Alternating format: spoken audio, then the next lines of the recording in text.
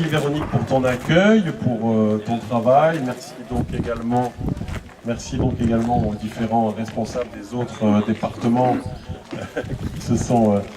se sont déplacés aujourd'hui pour cette fête des fédérations. Comme vous le savez, donc, cette fête a lieu dans toutes les régions ce week-end en même temps. Notre président est à Perpignan aujourd'hui, il sera à Aix demain, et ça veut dire que nous sommes un parti qui est un jeune parti encore, hein, puisqu'on n'a même pas 10 ans d'existence. Alors il y en a certains, je vois des visages qui sont avec nous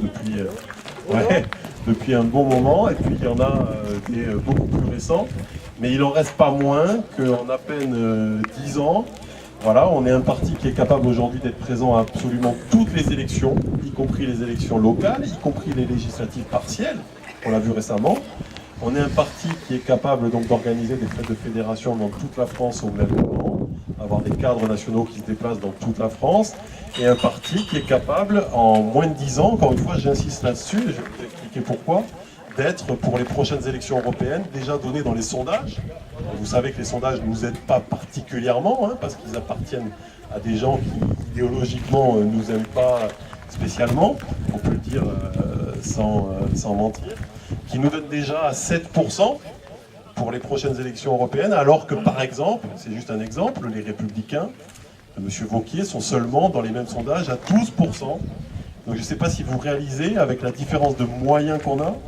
on parle de centaines et de millions d'euros de différence, avec la différence d'exposition médiatique aussi qu'on a